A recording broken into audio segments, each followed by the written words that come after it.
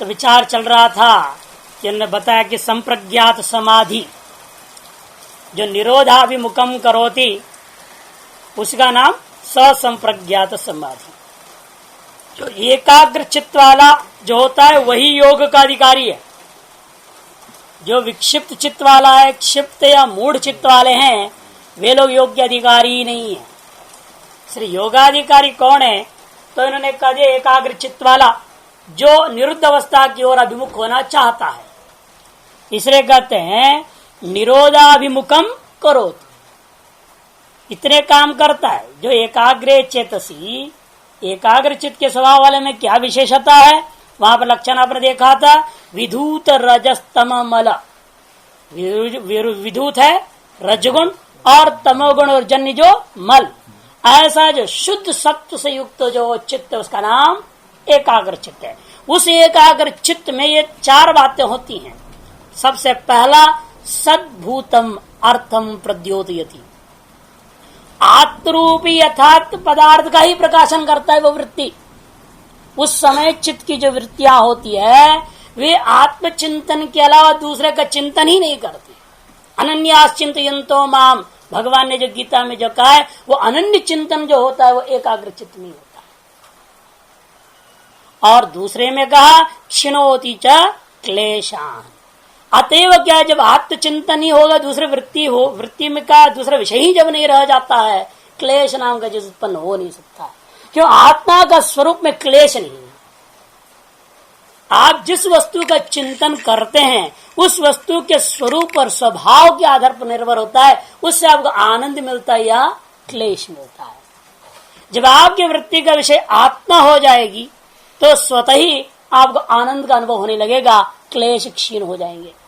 और यदि आपके चित्त के वृत्ति का विषय घटपट आदि संसार हो जाएंगे तो स्वतः ही सिद्ध है वो वस्तुओं में जो सुख विलेश अनुभव होता है वह दुखानुषंगी सुख होता है, विशुद्ध सुख नहीं हो सकता।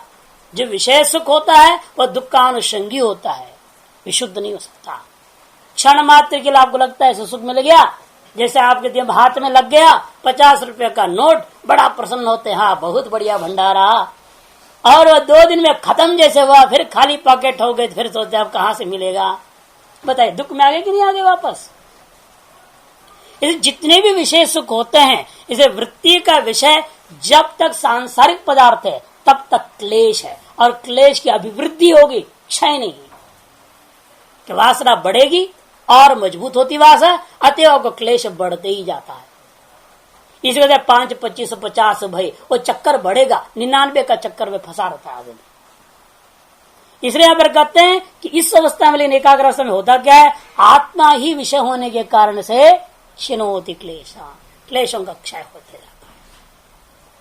कर्म बंधनानि च श्लथयति, जन्म जन्मांतरों में कृत संचित कर्म में से जो बचा हुआ रहता है उनमें से अगला जन्म की प्रारब्ध कर्म बनने की संभावना रहती है, वह संभावना भी ढीले पड़ जाते हैं।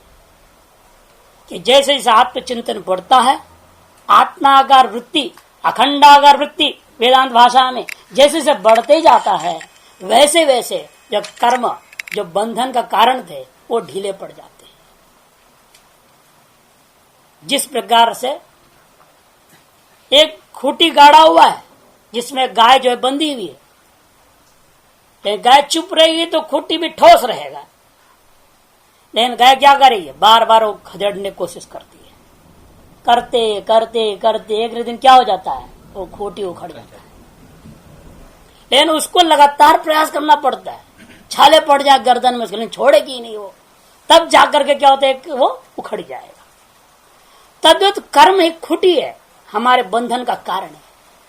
इस खूंटी को उखाड़ने के लिए आत्मचिंतन निरंतर करना पड़ता है। जब आपकी वृत्ति में आत्मा विषय होकर के आत्माकार वृत्तियां निरंतर चलने लगते हैं, अपने आप ये बंधन टूटने लगता है। इसे कहते कर्म बंधन पूरा टूटता नहीं, श्लथयति। संप्रज्ञा समाधि काल में वो ढीला पड़ा है, अब असंप्रज्ञा तक पहुंचेंगे तब वो नष्ट हो जाता है।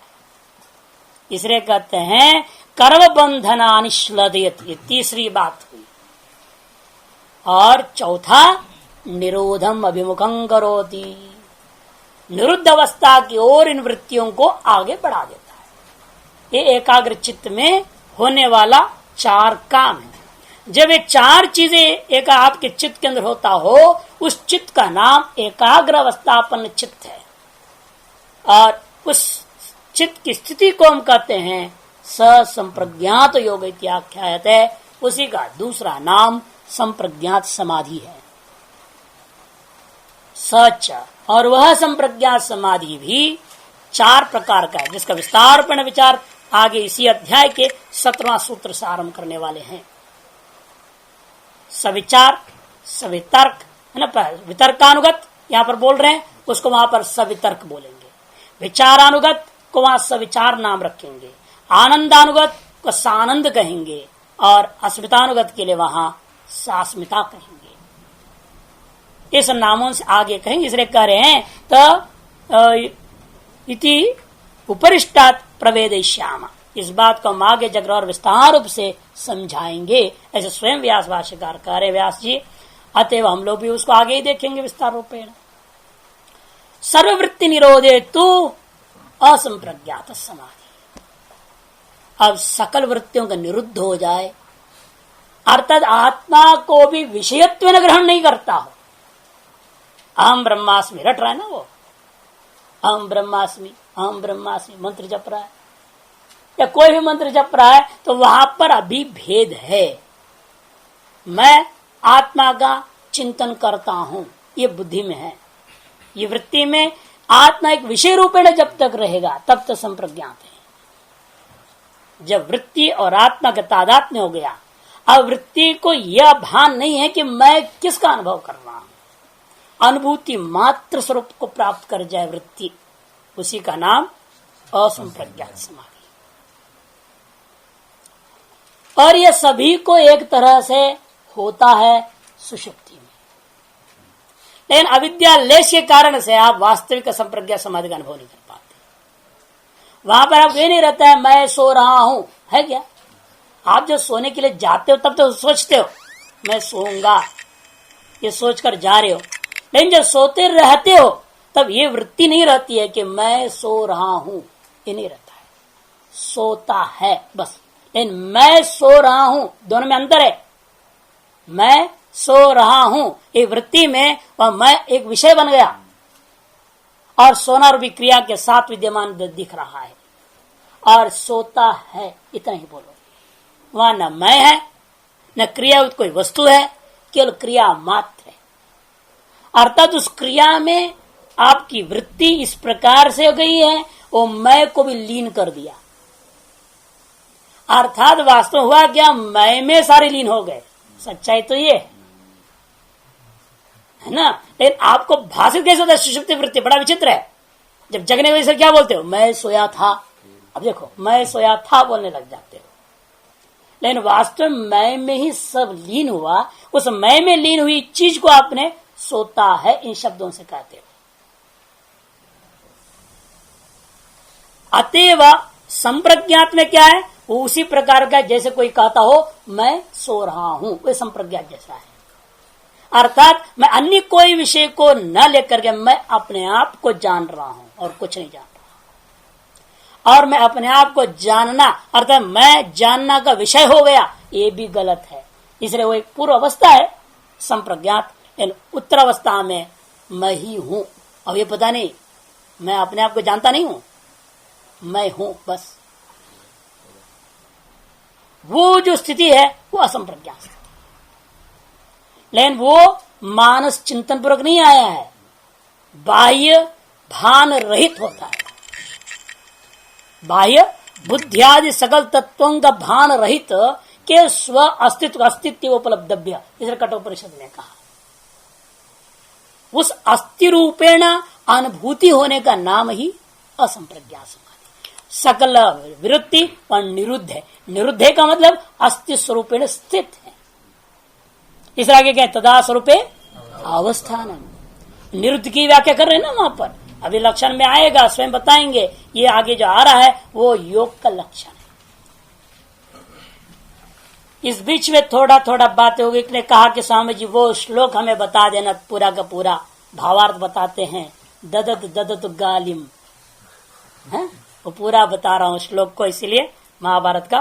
ददतु ददतु गालिम गालिवंतो भवन्तः, ददतु ददतु गालिम गालिवंतो भवन्तः, वयमपि तदभावात्, वयमपि तदभावात् गालिदाने असमर्था, वयमपि तदभावात् गालिदाने असमर्था।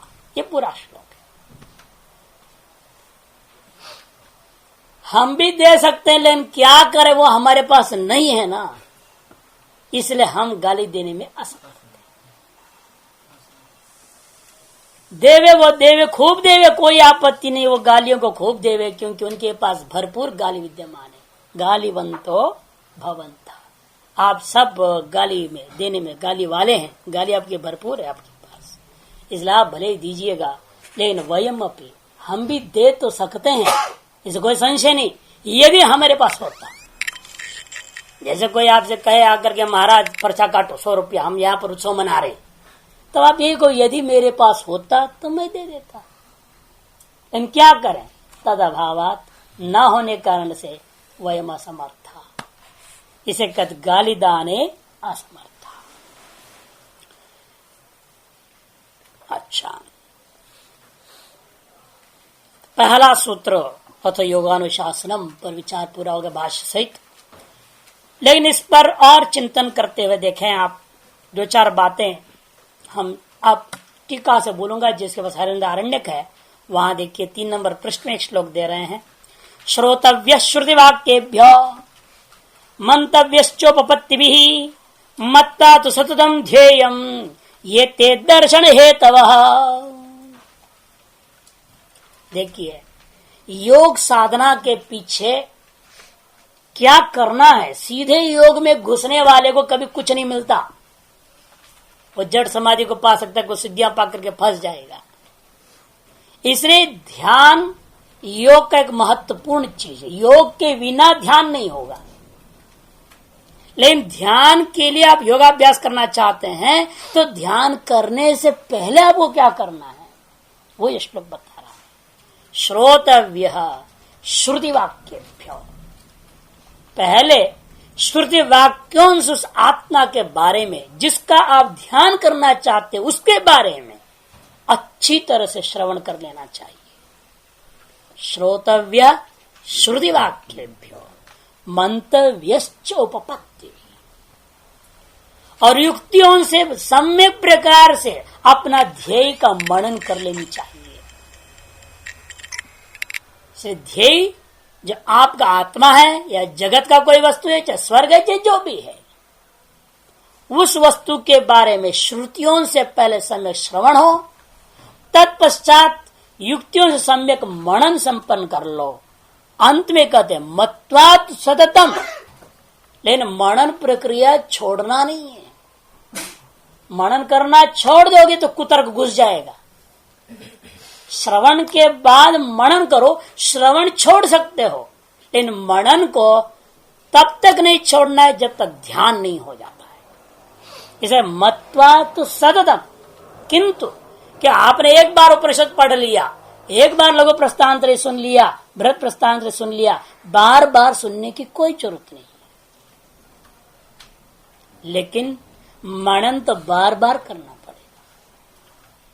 तब तक करना पड़ेगा, कब तक, ध्येय ये तेतु दर्शन हेतवः, उस ध्येय का बारे में निरंतर मनन करोगे ना, तभी उस ध्येय का ध्यान होता है। यही दर्शन का मुख्य साधन है।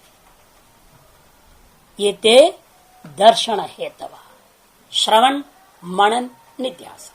इसको संक्षेप श्रुति ने कहा, वह आत्मावारी द्रष्टव्य श्रोतव्यो मंतव्यो निधिध्यासितव्य। अंतर इतना, वहां तो क्रम कैसे लगता है, पहले श्रवण करो, फिर मनन कर दो, मनन के बाद से ध्यान करना चालू कर दो, मनन को छोड़ दो। श्रवण छोड़ के मनन में गए और मनन छोड़ के ध्यान में जाओ, ऐसा लगता है।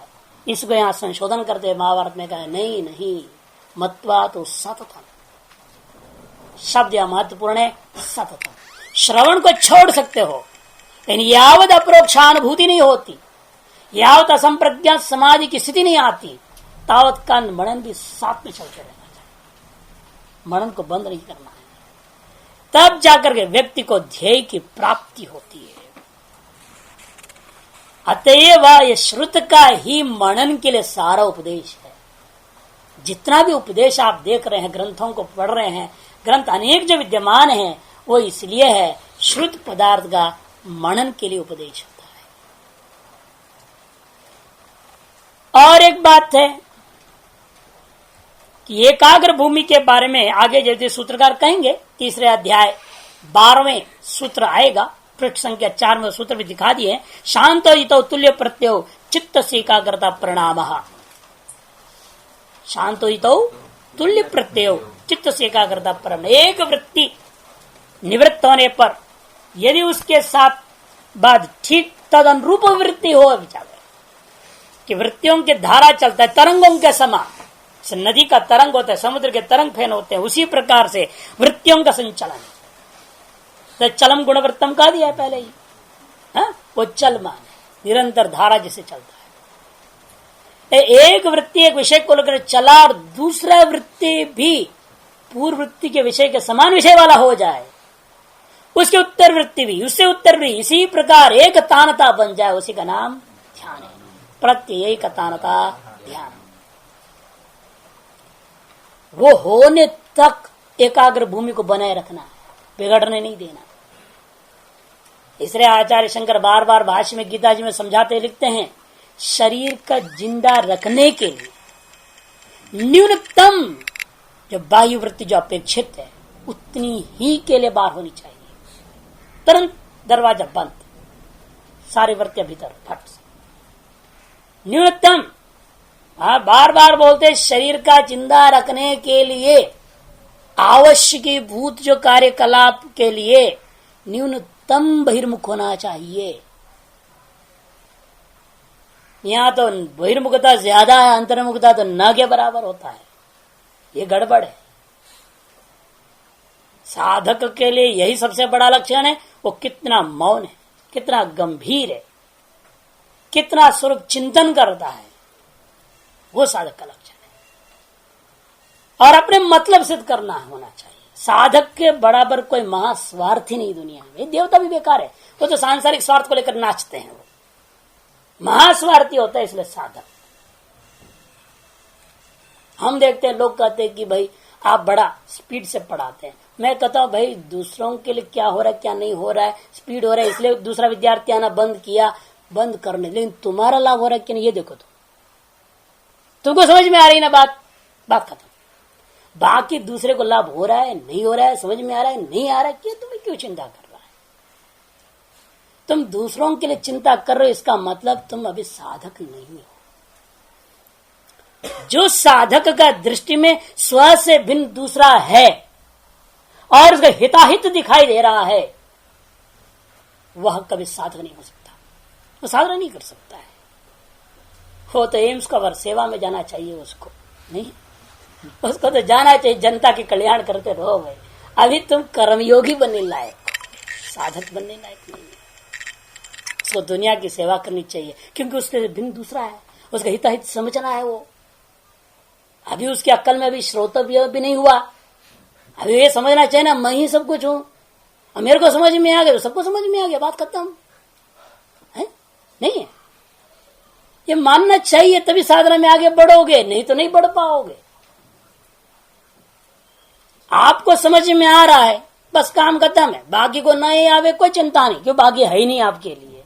एकमेव अद्वितीयम, हम ब्रह्मास्मि जब आ जाते हो इसे श्रोतव्य श्रुति वाक्यभ्य,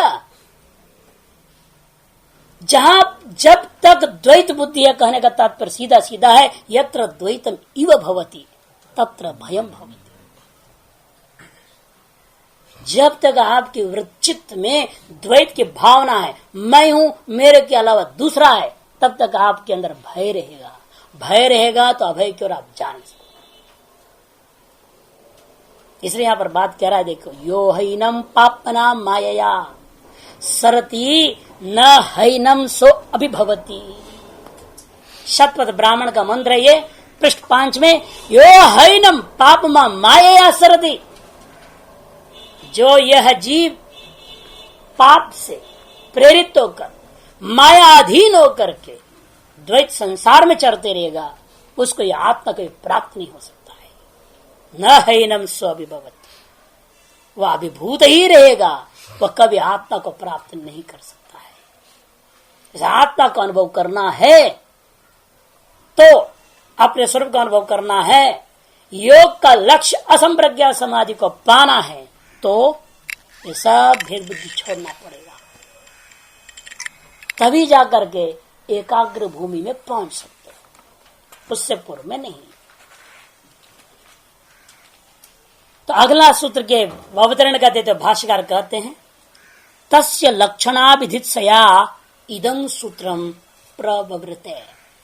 तस्य योगस्य, योग से यहां दोनों लेना, चाहे असंप्रज्ञात तो संप्रज्ञात, दोनों का सामने लक्षण बनाने जा रहे हैं अभी।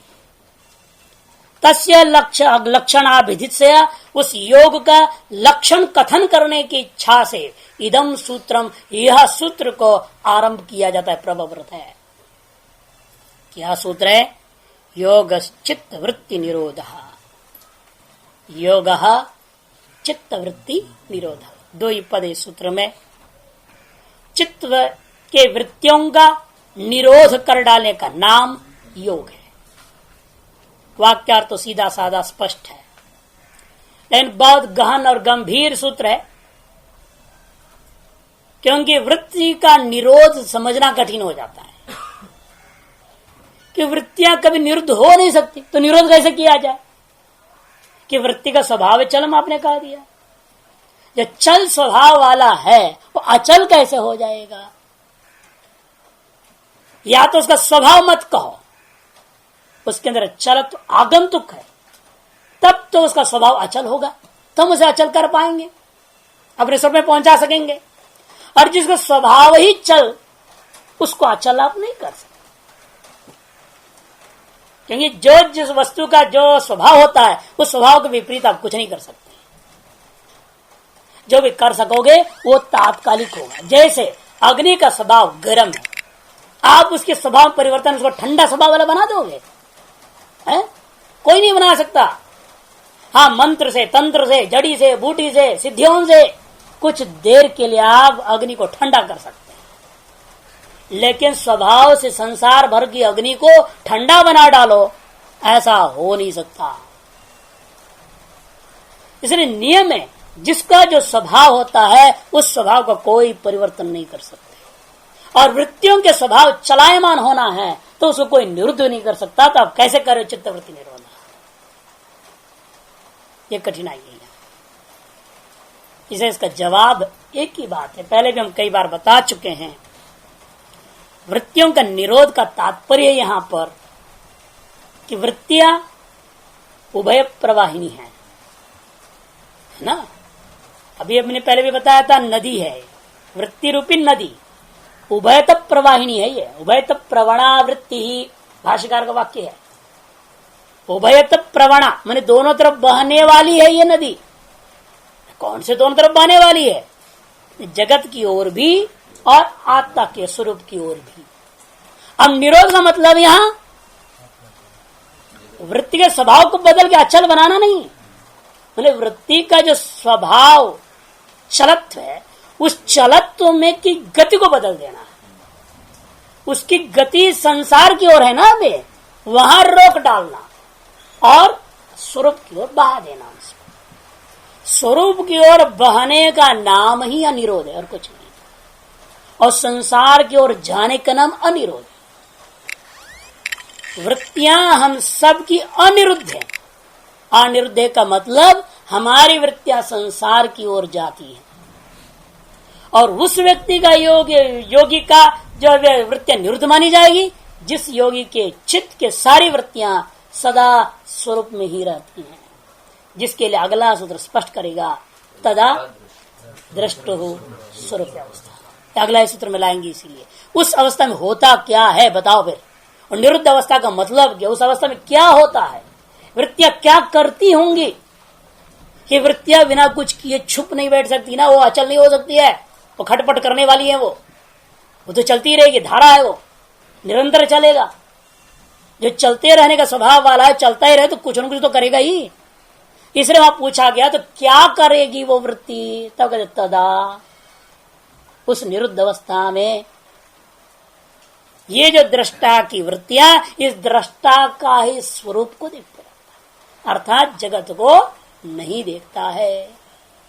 इसे निरोध का अर्थ इतना ही है, जो इसका अविद्या के कारण से वासनाओं से प्रेरित होकर संसार की ओर बहने का स्थिति दिखाई दे रहा है, उसके विपरीत इस वृत्ति का स्वभाव है शुद्धता युक्त प्रवृत्ति।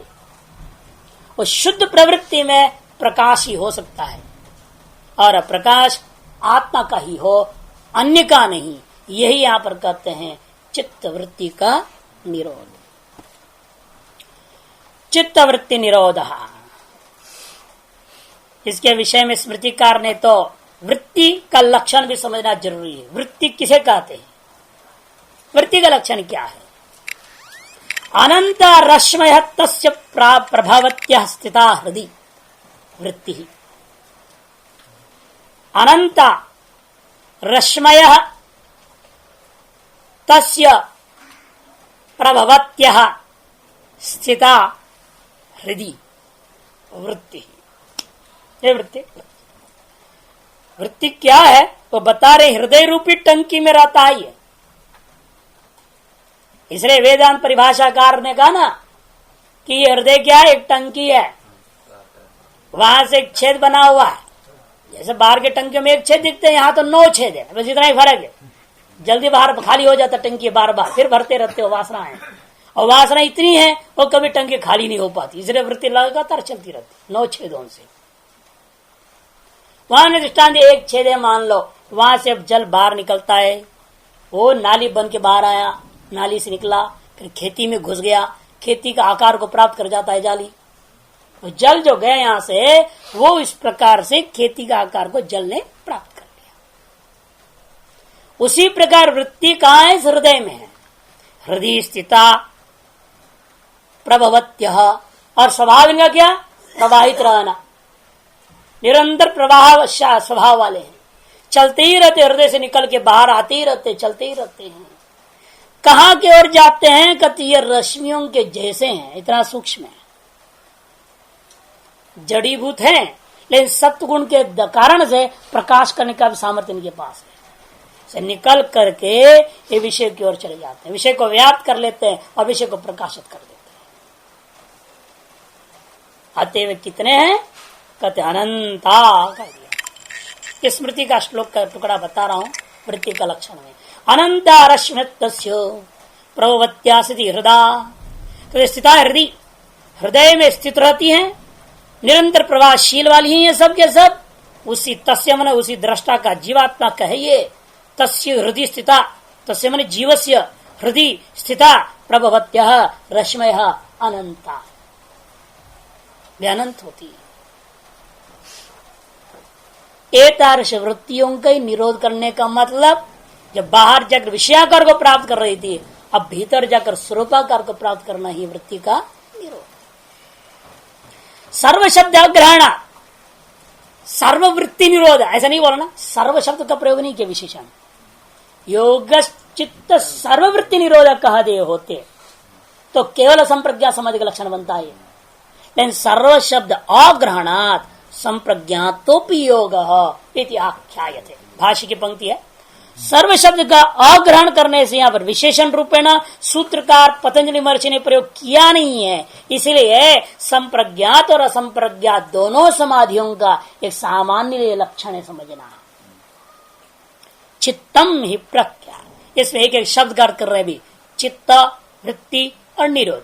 चित्त क्या चीज है, चित्तम ही प्रज्ञा कर दिया। प्रवृत्ति स्थिति शीलत्वात् त्रिगुण। चित्त 3 स्वभाव वाला है, चित्त के अंदर तीनों चीजें हैं, प्रख्या भी है, प्रवृत्ति भी है, स्थितिशीलता भी है। प्रख्याशीलता, प्रवृत्तिशीलता, स्थितिशीलता।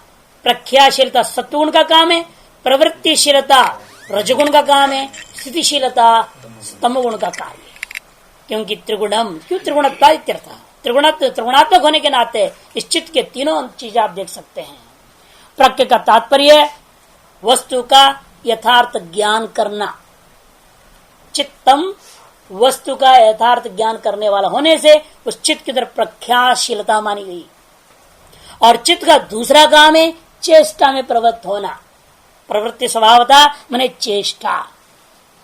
स्थिति में यहां पर तात्पर्य है अहंकार से। आप बैठे हैं, क्यों बैठे हैं?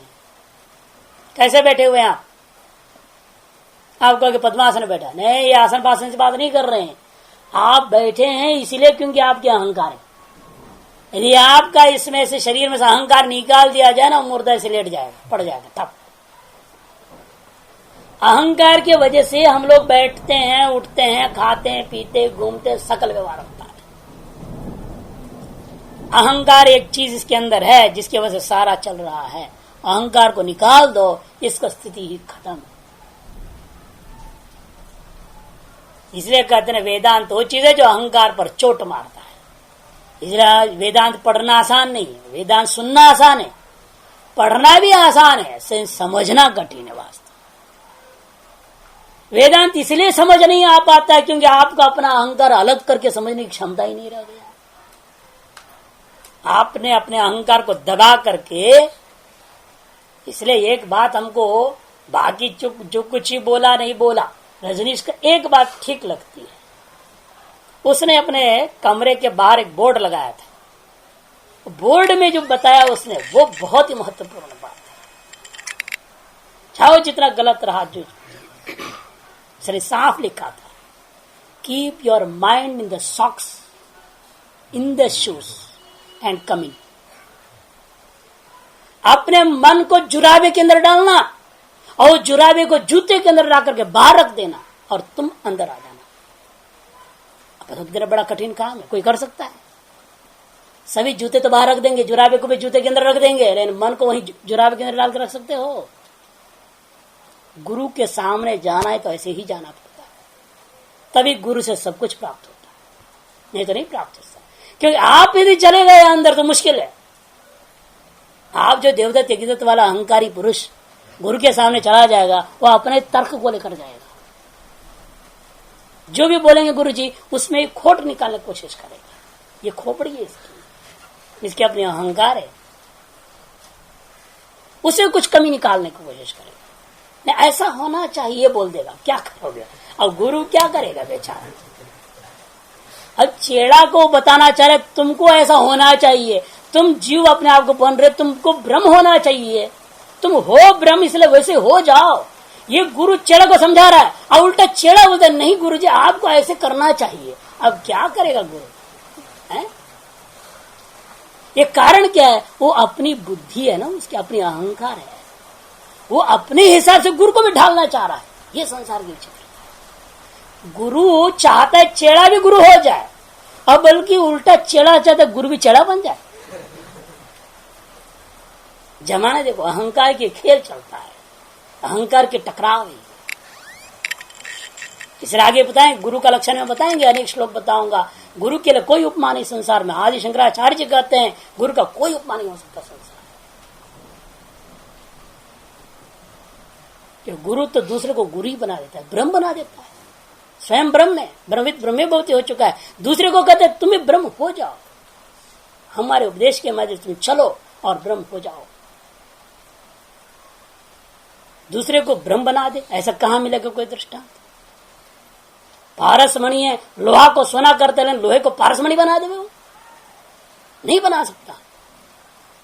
लोहा को सोना बना सकता है, लेकिन लोहे को खुद पारसमणि बन जाए उसे भी ऐसे कभी नहीं करता। तो खुद का वैल्यू खत्म हो जाएगा ना, फिर पारसमणि का, या लोहा पारसमणि हो गया। लेकिन गुरु यहाँ नहीं सकता। अपने दो दाव रखने तो वो अलग है, उस्तादों का काम, गुरु का काम नहीं है। जो कहते ना मलयुद्ध में क्या होता है, कोई भी विद्या में अपने दो दाव रखते हैं अपने पास, कि कभी चेड़ा उल्टा पड़ जाए तो इसके लिए। लेकिन यहाँ पर उल्टा पड़ने का सवाल ही नहीं, एकमेव अद्वितीय हो जाना है, दूसरा है ये नहीं, खत्म बात है। इसलिए डर नहीं, गुरुओं को डर नहीं, उस्तादों को डर रहता है कि कभी चढ़ आगे बढ़ जाएगा मेरे से भी, इसलिए पूरा नहीं बताएंगे। लेकिन गुरुओं में ये बात नहीं है। गुरु तो यहाँ सब कुछ बताया जाएगा, इसीलिए क्योंकि वो जानते मेरे से अलग दूसरा है ही नहीं। वो क्या परास्त करेगा, वो क्या मेरे ऊपर पड़ेगा, उल्टा सवाल ही नहीं है। लेकिन चेला को डर रहता है गुरु बनने में, वो ब्रह्म नहीं बनना चाहता है, वो अपने अहंकार को खोना नहीं चाहता है, अर्थात तो ब्रह्म नहीं बनना चाहता, केवल पढ़ना चाहता है। समस्या ये हो गया है। इस लोग पढ़ डालते हैं, सुन के छोड़ते हैं, कोई ब्रह्म बनता नहीं।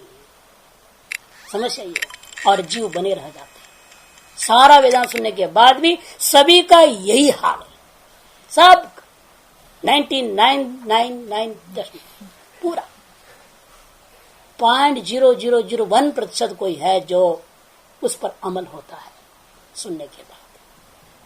इसलिए यहां पर कहते देखिए कि ये जो चित्त है प्रख्या, प्रवृत्ति और स्थिति का स्वभाव। इस स्थिति से मैं बोल रहा था अहंकार को लेना है। अहंकार यहां पर स्थिति के द्वारा कहा जा रहा है। प्रख्याख्य रूपम ही चित्त सत्तम रजस्तमोभ्याम संसृष्टम ऐश्वर्य विषय प्रियम भवते। अब जब पहले आपने पंचभूमियों को पढ़ा था, क्षिप्त, मूढ़, विक्षिप्त, एकाग्र, उन्हीं का लक्षणों को अब इन भाषा से बोल रहे हैं, अपनी भाषा से। देखिए, प्रख्याख्य रूपम ही चित्त सत्तम, जो चित्त का सत्व गुण से होने वाला प्रकाशशीलता है, वो प्रकाशशीलता क्या हो गया? रजोतमोभ्याम संसृष्टम, रज और तम गुण रूपी मल से गंदा हो गया, दूषित हो गया, उससे अभिभूत हो गया। अब यथार्थ का प्रकाशन नहीं होता उस व्यक्ति को, फिर होता क्या है? ऐश्वर्य विषय प्रियम भवति। उसको संसार में दो ही चीज अच्छी लगती है, खूब मालटाल धन दौलत अच्छा लगता है, और भोग के सामग्री जितनी हो उतनी अच्छी लगती है। बढ़िया कार होनी चाहिए, बढ़िया सिंहासन होना चाहिए, हाथी पर चढ़ना उसको अच्छा लगेगा, नहीं लोग माला पहना रहे हैं तो अच्छा लगेगा है। ये सब जो अच्छा लगता है, विषय अच्छा लगता है, ऐश्वर्य अच्छा लगता है, वो है क्षिप्त भूमि वाला महान नीच आदमी। और दूसरा कौन? तदेव तमसान विद्धम अधर्म ज्ञान अवैराग्य अनिश्वर्योपगम भवती मूढ़म। वो क्षिप्त से भी और घटिया। यह तमोगुण प्रदान है, वहां सत्व प्रदान था, सत्व गौण था, रज और तम बराबर था। अब सत्व रज दोनों डाउन हो गया, अब तमोगुण प्रदान हो गया। तम के द्वारा तमस्या एवं अनुविद्धम, सत्व रज दोनों डाउन हो गया है। इसलिए क्या है? उसको अधर्म पसंद आता है, दुर्योधन जैसे, अज्ञान पसंद आता है, वैराग्य पसंद आता है, अनिश्वरी पसंद आता है। सब खटपट में ही आनंद आने वाला आदमी। एक महात्मा के बारे में कभी ऐसे हो गया था कि वो ब्रह्मचारी था, तो किसने हल्ला मचा दिया, ये सन्यास लेना चाहते हैं, आप बड़े बड़े आ गए, अरे बहुत अच्छी बात, आप सन्यास ले रहे हैं, तो इसलिए हम आपको अपने तरफ से एक चीज वस्त्र दे रहा है। ऐसे करके आए दो तीन बड़े महात्मा, अच्छे ओमकार रामा जी महाराज थे, हम भी वहां बैठे थे। अब उनके पीछे पीछे चलते थे तो बैठे थे। तो वो ब्रह्मचारी ने क्या कहा, आपने जो सुना है गलत है। कहते क्यों? आप नहीं संन्यास ले रहे हैं? तो कोई बात नहीं, तो हम लाए तो वस्त्र रख लो, कोई बात नहीं, लाल वस्त्र तो है, निष्ठ ब्रह्मचारी अभी भी पहन सकते हो, कोई दिक्कत नहीं है। लेकिन ये बताओ क्यों नहीं लेना चाहते? जब ये प्रश्न पूछा, जवाब उसने वो दिया, सुन के हैरान रहोगे। अच्छी विरक्त माने जाते हैं, छोटे मार्ग का सेवा किया, क्या क्या है, बहुत लोग मानते। लेकिन उसने कहा जब तक खटपट करना है तब तक एरियल रखना है। इसका मतलब क्या? तुम्हारा ब्रह्मचर्य, जनेऊ, चोटी, ये एक लाइसेंस है खटपट करने का है? क्या बात बोल रहा है महात्मा होकर, बड़ा आश्चर्य है। ये सब मूढ़ वाले, मूढ़ कोटि वाले हैं, उनको खटपट करने में आनंद आता है, इसलिए सन्यास से डरते हो। तो सन्यास में खटपट तो नहीं कर सकते ना, तो झूठ नहीं बोल सकते, अभयम सर्वभूतेषु बोल दिया तो फिर कैसे भय पैदा करोगे किसी में, किसी के साथ अन्याय कैसे कर सकते हो?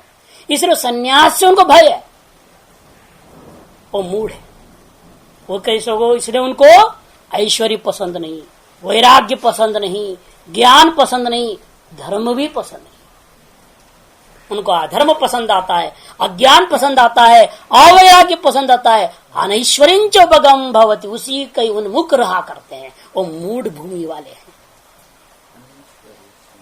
मूढ़ंच भवति, हाँ अत्यंत मूढ़म यही होता है ना।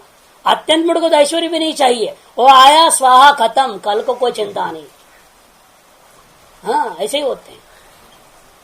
जो उससे अच्छा वो है जो ऐश्वर्य बचा के रखता है, कल के लिए भी रखना है, वो कल के लिए भी सोचता है, वो क्षिप्त वाला है। हाँ दैव और आदि दोनों संपत्ति, मानवीय संपत्ति को ले सकते हैं ना, उसको भी तो रक्षा करता है क्षिप्त भूमि वाला। उससे आगे करे तदेव प्रक्षीण मोहावरणम, देना तमगुण नहीं रह गया। तदेव प्रक्षीण मोहावरणम सर्वतः प्रद्योतमानम अनुविद्धम रजोमात्रया, लेकिन सर्वत्र सत्वगुण प्रधान काम कर रहा है, किंतु थोड़ा थोड़ा रजगुण बीच बीच में घुस जाता है।